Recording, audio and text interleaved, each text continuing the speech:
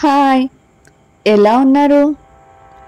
గుళ్ళో పెట్టే ప్రసాదం లాగా పులిహోర మీ ఇంట్లో కూడా రావాలంటే నేను చేసే వేలో మీరు ప్రసాదం ట్రై చేయండి. తప్పకుండా ఈ రెసిపీ చాలా బాగా వస్తుందండి. అయితే ఈ పులిహోరని ఎలా ప్రిపేర్ చేయాలో చూద్దామా?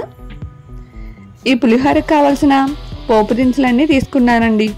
2 టేబుల్ స్పూన్ల జీడిపప్పు, 1 టేబుల్ స్పూన్ శనగపప్పు, 10 పచ్చిమిరపకాయలు, 3 ఎండుమిరపకాయలు, 2 టేబుల్ స్పూన్ మినప్పప్పు, 1 టేబుల్ స్పూన్ ఆవాలు, 1/2 టేబుల్ స్పూన్ జీలకర్ర, కొద్దిగా అల్లం ముక్కలు, అలాగే కరివేపాకును కూడా తీసుకున్నాను.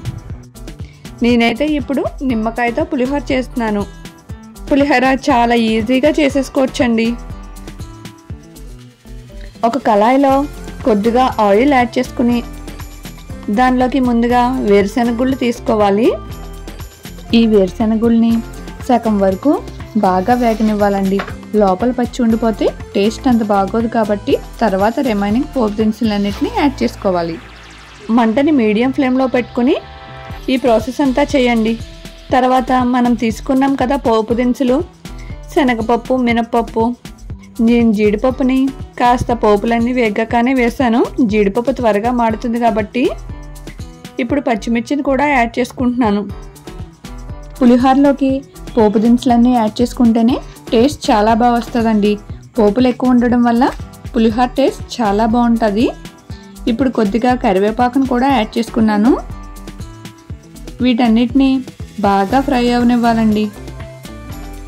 అలాగని మాడిపోకుండా మీడియం ఫ్లేమ్లో అలా ఫ్రై అవుతూ ఉంటే టేస్ట్ బాగా వస్తుంది.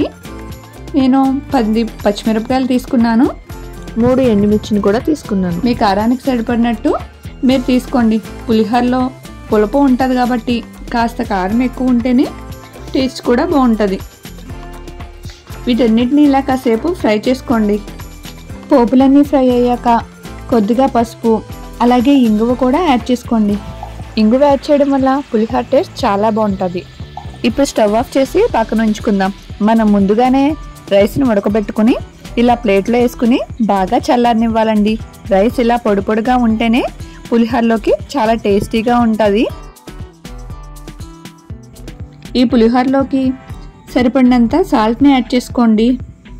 అలాగే గింజలు లేకుండా నిమ్మరసాన్ని కూడా తీసుకుని ఈ పోపుల్లో యాడ్ చేసుకుని బాగా కలుపుకోండి. మనం తీసుకున్న సాల్ట్, నిమ్మరసం సరిపోకపోతే తర్వాత రైస్ యాడ్ చేసాక టేస్ట్ చేసి యాడ్ చేసుకోవచ్చు. ఇప్పుడు మనం ముందుగా చల్లారి పెట్టి ఉంచుకున్నాం కదా, ఆ రైస్ని అంతా ఈ పోపుల్లో యాడ్ చేసుకుని బాగా కలుపుకోండి. మరీ ఎక్కువ కలపకండి. రైస్ మొత్తం మెత్తగా అయిపోతే అంత టేస్ట్గా ఉండదు కదా.